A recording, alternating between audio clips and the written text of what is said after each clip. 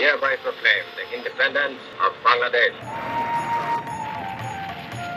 1971 সাল 6 ডিসেম্বর মার্চে শুরু হওয়া মুক্তিযুদ্ধ তীব্র রূপ নেয় এই ডিসেম্বরেই। যৌথ বাহিনীর দুর্বার অগ্রযাত্রায় দিশেহারা হয়ে পড়ে পাকিস্তানি সেনাবাহিনী। একে একে হানাদার মুক্ত হতে থাকে বাংলাদেশের বিভিন্ন অঞ্চল।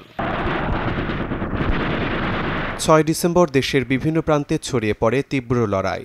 ফেনীর পরশুরাম ও ফুলগাজীতে 10ম ইস্ট বেঙ্গলের 5টি কোম্পানি পাক বাহিনীর উপর শুরু করে সমন্বিত আক্রমণ। ভোর 5:30টায় সুবেদার লনি মিয়ার নেতৃত্বে এক গেরিলা দল হানাদারদের টহল দলের উপর আকস্মিক হামলা চালায়। পাক বাহিনী পাল্টা প্রতিরোধ করে তোলে। শুরু হয় তুমুল যুদ্ধ। অবশেষে টিকতে না পেরে তারা বিউপি ফেলে পালিয়ে যায়। সংঘর্ষে কয়েকজন পাক সেনা নিহত হয়। একই দিন বড় ধরনের অভিযান চালানো হয় কুড়িগ্রাম জেলার ভুরঙ্গমারীতে। 2500 মুক্তিযোদ্ধা এবং ভারতীয় সেনারা মিলে আক্রমণ চালায় পাক বাহিনীর শক্ত ঘাঁটিতে।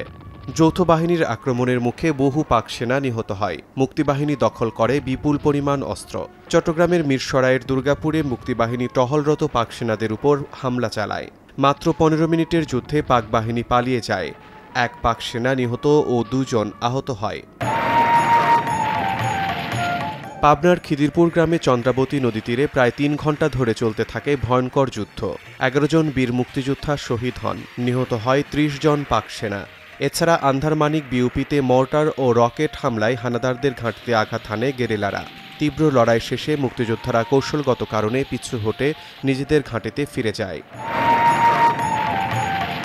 জামালপুরের মেলান্দহ মোহাম্মদপুর এলাকায় মুক্তিবাহিনীর আক্রমণে পাক বাহিনীর এক অফিসার সহ 12 জন সেনা নিহত হয়। মুক্তিযোদ্ধাদের অগ্রযাত্রা দেশের প্রতিটি অঞ্চলে তখন স্পষ্ট হতে শুরু করেছে।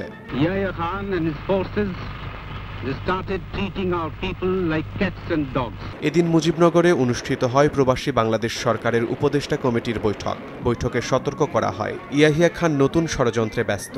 যুদ্ধ প্রস্তুতি কিংবা ভারত পাকিস্তান উত্তেজনা সবই বাংলাদেশের উপর চালানো গণহত্যা আড়াল করার ব্যর্থ চেষ্টা। তবে সে সময় বাংলাদেশের প্রতিরোধ ছিল যে কোনো সময়ের চেয়ে তীব্র। মুক্তিকামী বাঙালি বুঝে গেছে পাকিস্তানি বাহিনীর সময় ফুরিয়ে আসছে। আন্তর্জাতিক অঙ্গনেও সেদিন ছিল উত্তেজনার দিন। দিল্লি বিশ্ববিদ্যালয়ের শিক্ষার্থীরা পাকিস্তান দূতাবাসের সামনে বিক্ষোভ করে। তাদের দাবি, দূতাবাসে আটক থাকা বাঙালি কর্মকর্তা হোসেন আলীর মুক্তি। অন্যদিকে পাকিস্তানের রাওয়ালপিন্ডিতে মুসলিম লীগের সভাপতি কাইয়ুম খান ভাষণ দেন, উপনির্বাচন এগিয়ে আনার দাবি তোলেন। এদিকে চায়নাতে ভুট্টোর সঙ্গে বৈঠক করে শীর্ষ নেতারা। পূর্ব পাকিস্তানের সমস্যা সমাধানে দ্রুত হস্তক্ষেপ করতে চীনের প্রতি আহ্বান জানান তারা। 1971 সালের এই দিনে বাংলাদেশের একাধিক জেলা যশোর, কুড়িগ্রাম, ফেনী, ঝিনাইদহ, সুনামগঞ্জ, লালমনিরহাট ও মেহেরপুর পাকিস্তানি হানাদার মুক্ত হয়। এছাড়া শত্রুমুক্ত ঘোষণা করা হয় ব্রাহ্মণবাড়িয়ার বিজয়নগর উপজেলা, দিনাজপুরের বীরগঞ্জ, বোচাগঞ্জ, বিরামপুর ও নবাবগঞ্জ উপজেলা। এই ধারাবাহিক সাফল্যই মুক্তিযুদ্ধকে এগিয়ে নেয় চূড়ান্ত বিজয়ের দিকে। শিমুল হোসেন, সময় সংবাদ।